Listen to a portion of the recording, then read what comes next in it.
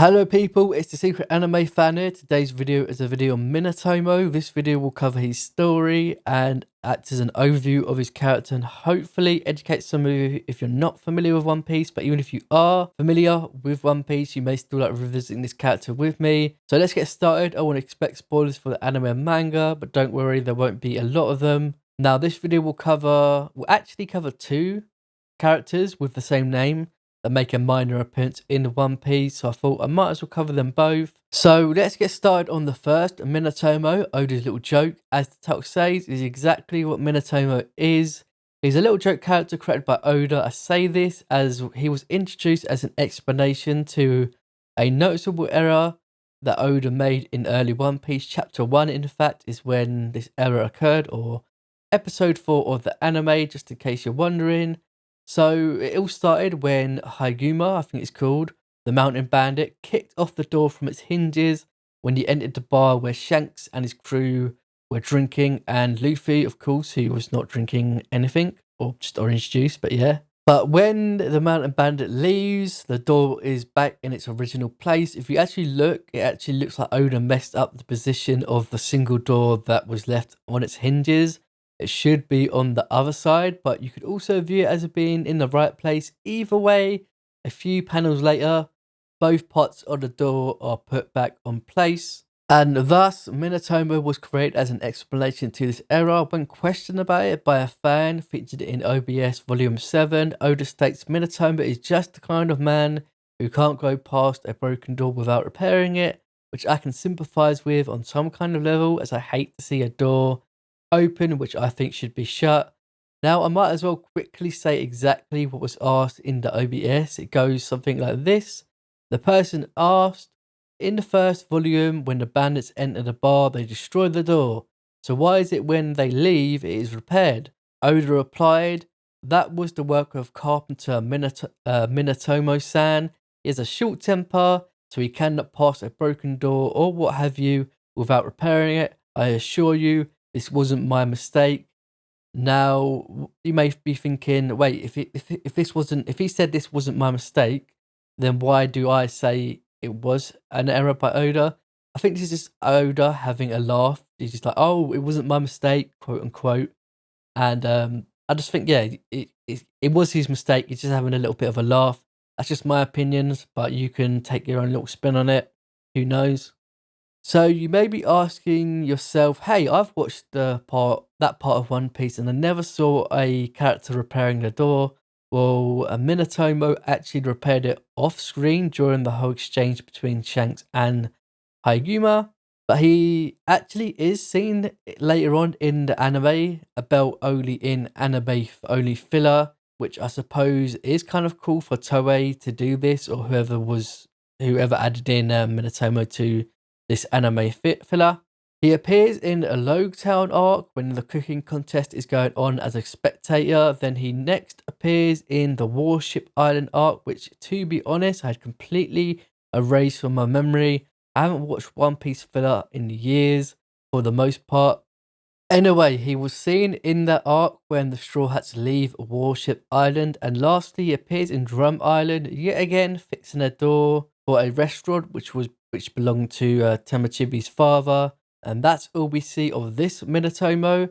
Now, normally in this character story videos, I would go on to talk about their personality, powers, and abilities, but there's not much known about Minatomo except that he has a very short temper.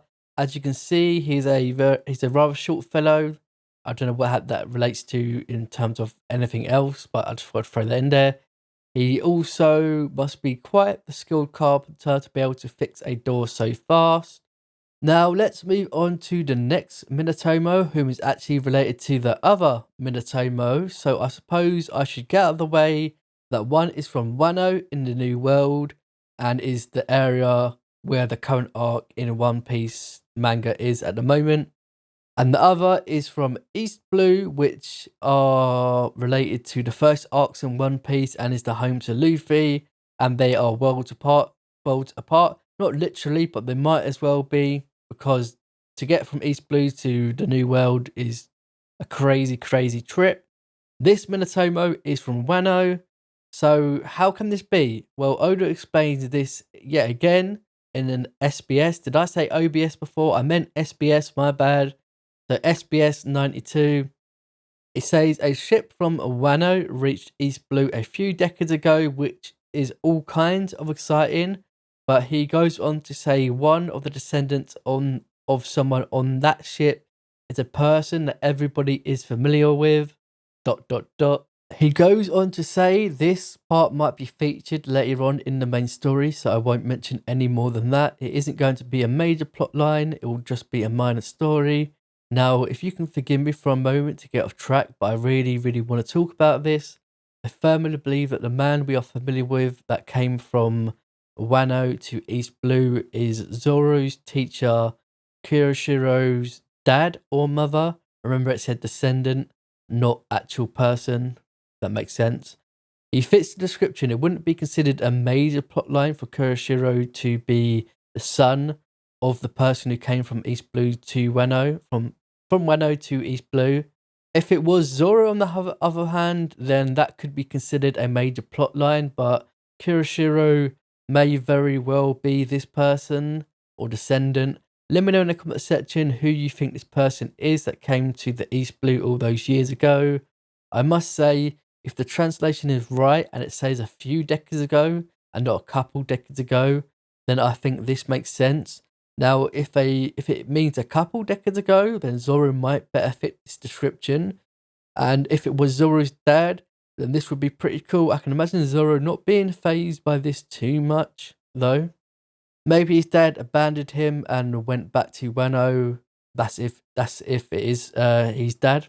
And if Zoro's dad is in Wano, oh boy, that would be interesting. Although descendant could mean further back than just parents. Now, if it turns out to be Oda was referring to Minatomo all along, that would be a major disappointment for me, but kind of funny at the same time. But I think he meant Minatomo's relative was also on that ship, and the descendant of the person who was on the ship is a different person than Minatomo's relative. Anyway, let's get back to Minatomo's story. Oh, and manga spoilers ahead. So at one point, Minatomo was contracted to build Kaido's mansion in Wano, but we actually first see Minatomo in Wano when he is seen praising Franky's handiwork. He had at some point hired Franky as a carpenter. We later see him having a discussion with Franky about Kaido's mansion.